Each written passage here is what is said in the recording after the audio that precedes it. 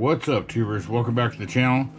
Today we're going to do a quick follow-up on the airbrush and air compressor that I got way back in December, and I just recently got around to finally plugging it in, turning it on, starting to use it.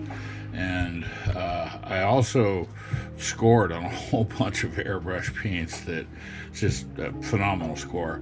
I've got a quick video of it. I'll put a link in the description down below, as well as a link to the original unboxing of this. And part of what got me to do this was somebody chimed in that I made an airbrushing or a airbrush compressor video and didn't turn it on. It didn't make the sound. So yeah, okay, got me. So here we go. I'm gonna turn it on. It's down. I'll move the camera briefly to show you. It's just down here on the floor. I'll go ahead and fire it up, and we can see how much noise it makes. Phenomenal, right? So we move back up here. Yeah, here's all the, wow, just blown away. Sorry about the wobbly camera. So here's some of the instruction stuff that it came with. See here, it's filling up, and it's actually pretty quiet. It's not bad at all. You know, to be honest, I never even looked at these. It's not my style. I'm you know, just keep pushing buttons, and eventually you figure out how to program the timer on the VCR. So as you saw when I sprayed it, a little bit of something came out from the last time that I used it. I usually try to leave a little bit of some kind of cleaner in the line so that it, you know, it doesn't gum up with paint and stuff. And one of my biggest things of not getting one of these was the hassle of cleanup and switching out paints and figuring out how to use it. You know, it's intimidating only because of not knowing, you know. There, see, it shut off, and I'm still talking at the same volume. It'll kick back on once I, you know, push some air out. Just kind of looking to see how clean everything is. So what we're gonna do is shoot some paint or some surface primer through it. I've got a couple things chosen to put some primer on. I've been experimenting with that. I haven't gotten into the actual colors yet. I'm still a little intimidated, but oh my gosh, there is certainly a wide array of choices of all the colors of the rainbow. So the kit came with 3 different needles and nozzles, the nozzle and the needle, a 0.2, a 0.3, and a 0.5, and then some other hardline and quick release connectors. And I believe at least one of these came with it. I also ordered another cleaner kit with the little special tool that's come in handy already. And it's also got a little pin knife thing in there that you can use to poke out the end of it to try to clean it. So far, again, knock on wood, haven't really needed it that much. I've been getting away with paper towels and cotton balls for the acrylic stuff. You know, the cleaner works fine. I don't have to waste this other airbrush cleaner. So I usually try to, when I start, I keep the water open and keep my other cleaner nearby, and, you know, put a little bit on there so that I can wipe in there. And so yeah, let's see, we'll put a little water in it. Whoa, I said a little. And we've got this nifty little gadget, little dump pot. So I'll dump some of that in there. I've found that I put a paper towel in there before I start, something to start the soak, and then to mix it in the cup. Shoot back while you hold your finger on it, and back pressure, back mixes it. Yeah, that looks clean. So keep it simple. Gonna put, let's see, got the background. We got some ambient music for Lo-Fi Girl, a YouTube channel. I'll put a link down in the description, and maybe a crawl right here. No, wait, they go this way.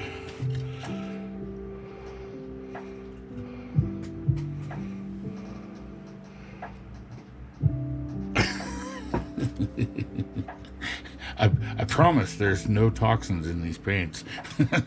So I've got 3 different things to shoot here. One, a piece of bare plastic, not even sanded or anything. We're going to shoot some white over that. Show you a little bit of coverage, see how it flows. And then this has same thing, it's plastic with a coat of white over it. We're going to put some black over that. Black primer, and then I'm going to shoot some white over this that's already been coated with some black. I sanded it a little bit, and I started with some yellow, and kind of this has sort of just been a practice body. I've got no intentions of really ever building it. So one thing I do remember from the time I spent in the printing industry running a printing press, always end on your darker color. If you're going to run multiple colors in a day, you know, we're going to start with white and end with black. Like if I was doing a red, blue, an orange, and a green, you know, you want to find the darkest of that, and put that at the end of your run. So, a good example of why I always like to keep a little wet patch there. So it doesn't take much, really, it really does not. We're going to put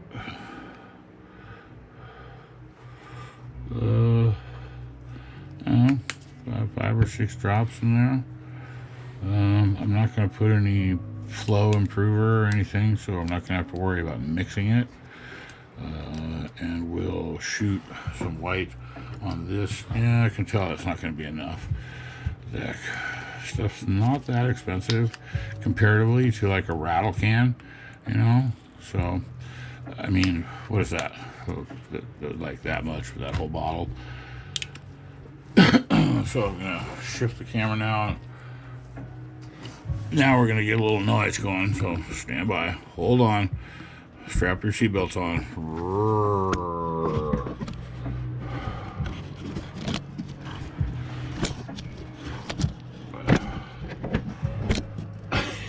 Was that fun? How you feel? Okay. Fans on.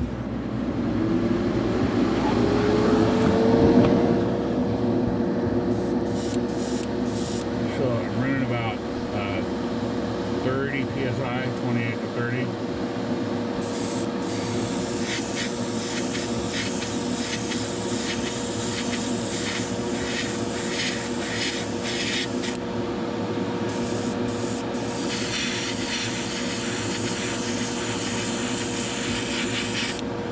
Just a base coat, not too worried about tire stripes or anything. Just throw some paint on it.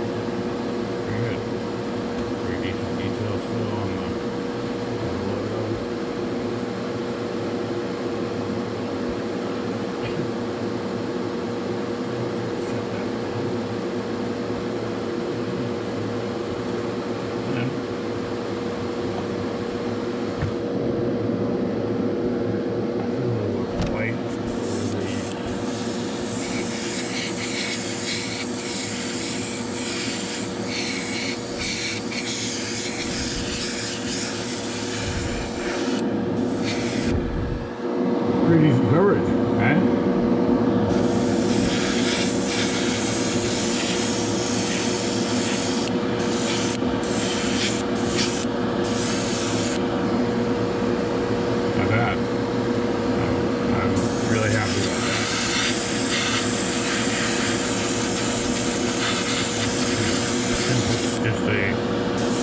Oh, sorry. Auto camera. Zoom verite. French for shaky tripod.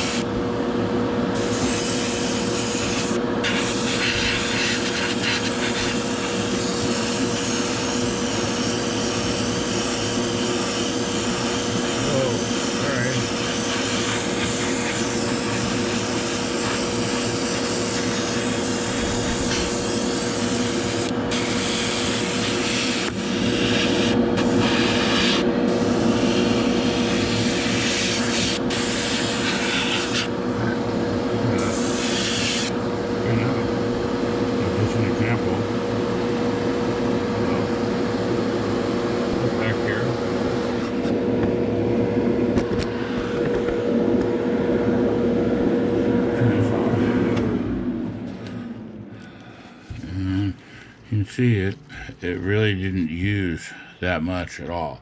There's quite a bit left in there. So, you know, I probably should have been prepared and had more to put that on, but whatever, not too worried about it. I'm just going to show you a quick clean out. The less you spray in when you're cleaning, the less that goes into your little mix cup. That makes sense. Oh. And then since I'm just going black right over this, I'm not too worried about getting it fully clean. In fact, I will probably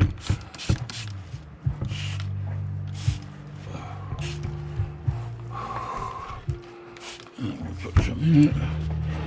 Do a backflush with the cleaner.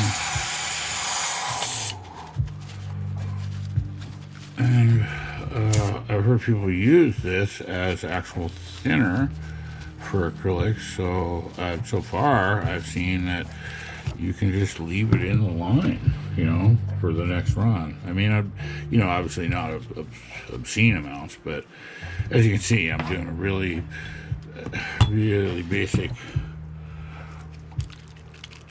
In fact, this one's probably not going to take much at all. There's not that much space, so we're going to do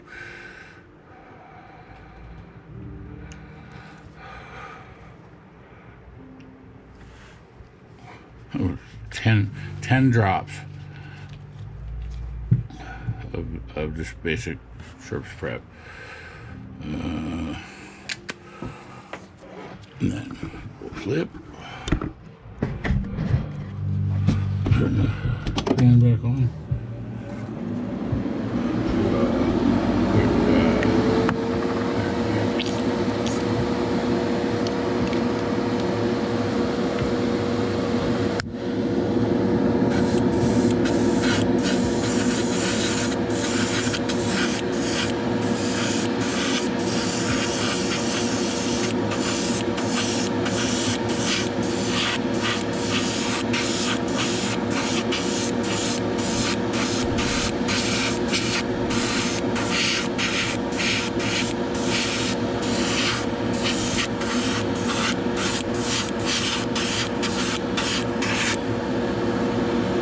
Worried about coverage.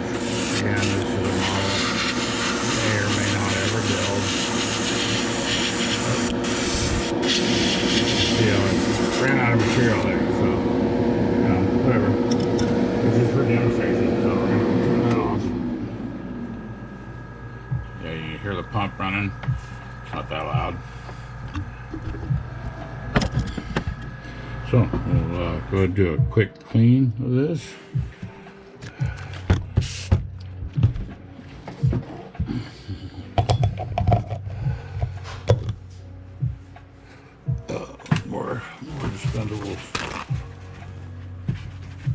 Dispendables, what do I call it? Disposables.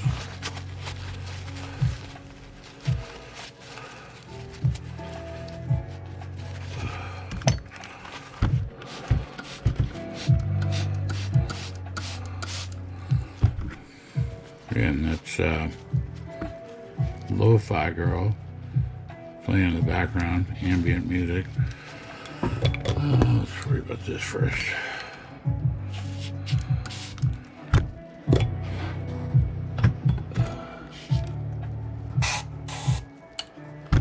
And it's got a neat little thing you can put in there and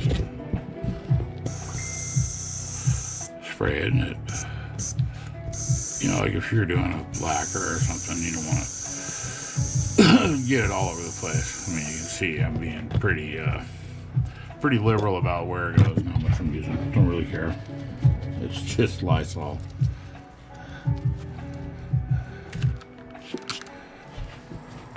Run a little water to thin that down to take a little closer look.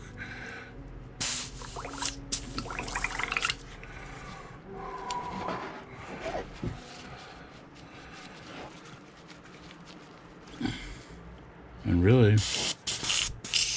that's good.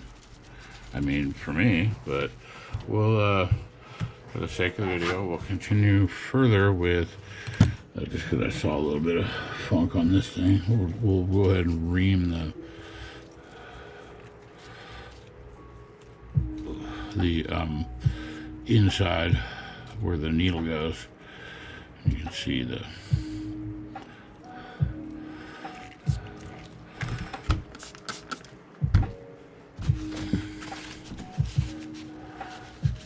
it.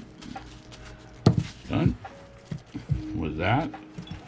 Moving on to the interior of the machine itself. I burned through some paper towels, but you know.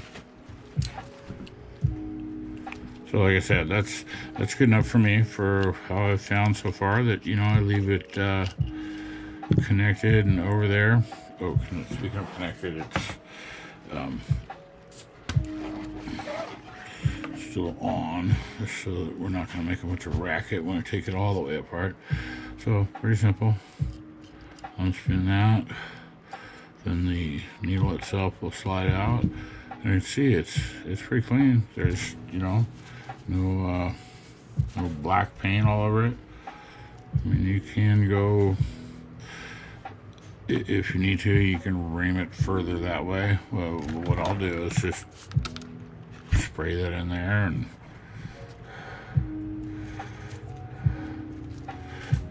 bam.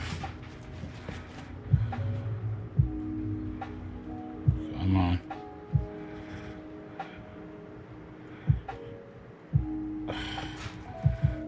You thread the needle.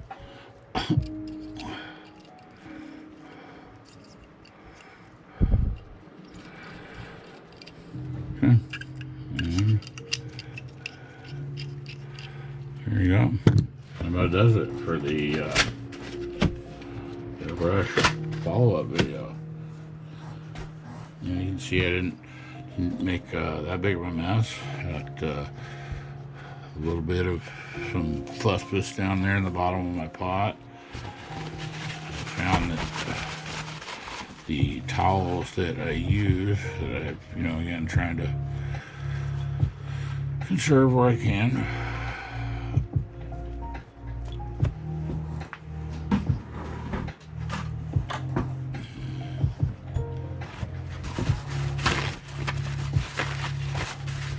I'm probably going over the board.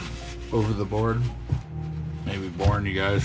You're watching me clean my paint dump pot, which, you know, really some people would just leave it full of fuspus, but I've got a little bit of OCD, ADD, all of these, HD, DTV, ESPN2.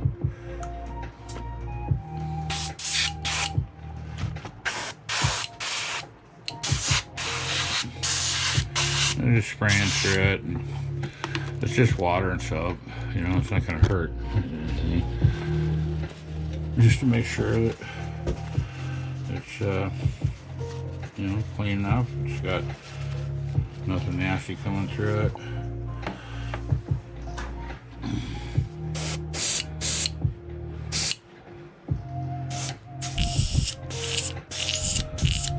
Good enough. So I'll put that back on the holder, and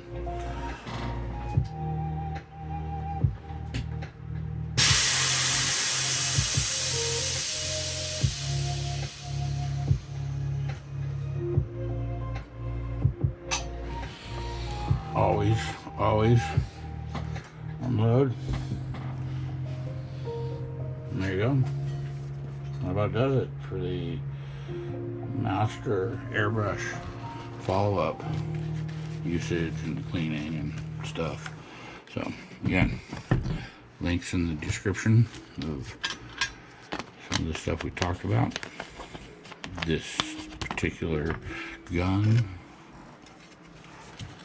the material that I scored,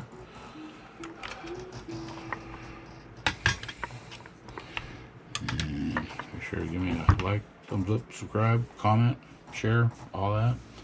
We'll see you in the next one.